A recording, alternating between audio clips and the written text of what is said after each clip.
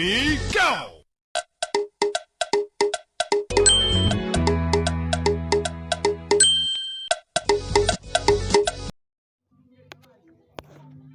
Breaking news. Welcome to today's headlines. Ipob would have no federal police or troops to attack. Ipob would have no federal police or troops to attack. Sheikh Gumi reviews.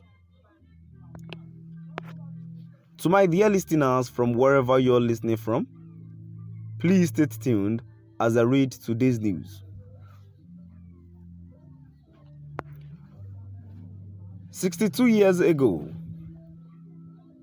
Nigeria as an independent state started with a parliamentary system of democracy with semi-autonomous regional government. Through its tortuous political journey to the present, it went through military dictatorship with small federating unit that are centrally controlled.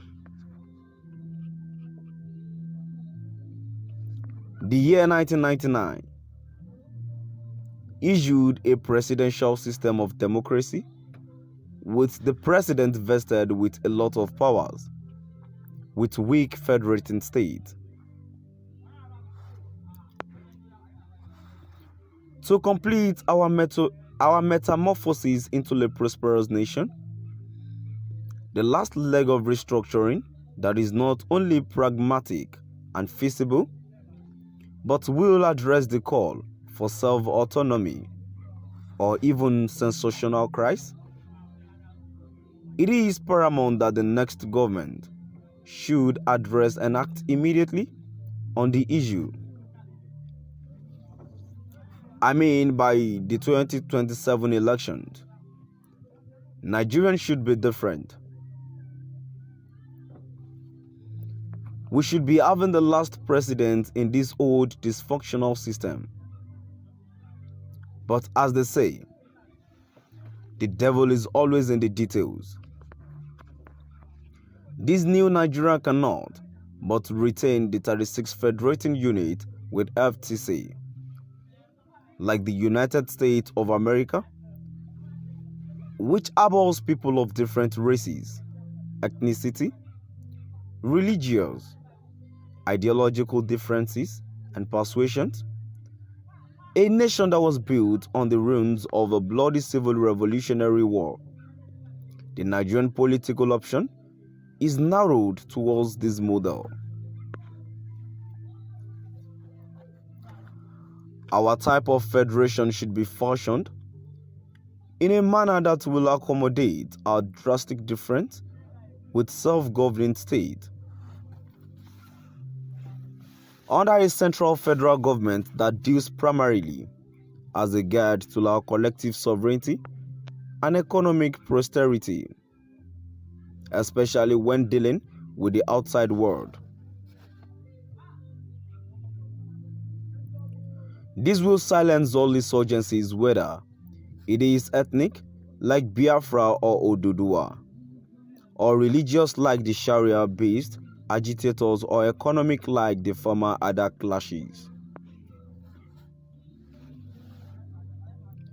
Except for the FCT, where all Nigerians should have equitable representation and should be made unattractive for business or industrialization, but habitable for administration which will decongest it.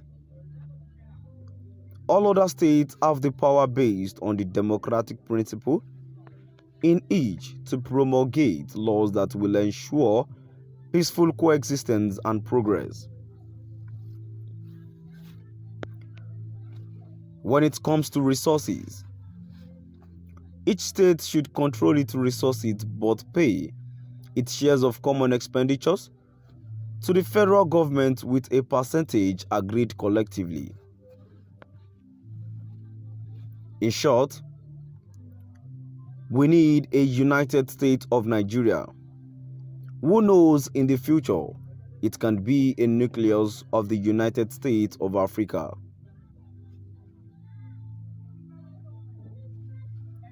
In this case, Ipob would have no federal police or troops to attack. They can only attack their people. Boko Haram areas would all be policed by their people. Herdsmen would have no reason to migrate to other states without permission, as another traders should have to get before being allowed out of their native state.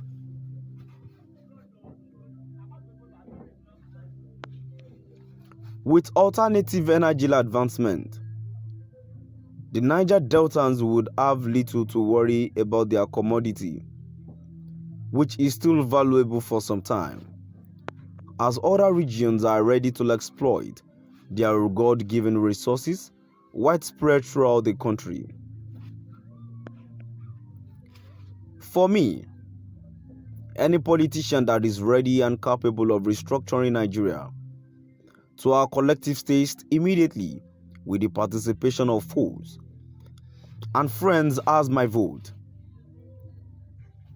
I don't want empty promises about fighting terror or secession or corruption, or fake promises of industrialization in a nation of poverty, stricken unskillful citizens, and half-baked intellectuals. They are all political ploys to get power from gullible, sick, and poor citizens. However, after 62 years of independence, Nigeria should come of age. 62 years ago, Nigeria as an independent state started with a parliamentary system of democracy with semi-autonomous through regional government. Through its tortuous political journey to the present, it went through military dictatorship with small federating units that are centrally controlled. The year 1999 issued a presidential system of democracy with the president vested with a lot of powers with weak federating states. To my dear listeners, now we've come to the end of our today's news. Please do drop by at the comment section and let's know what your view is all about. Thank you for listening.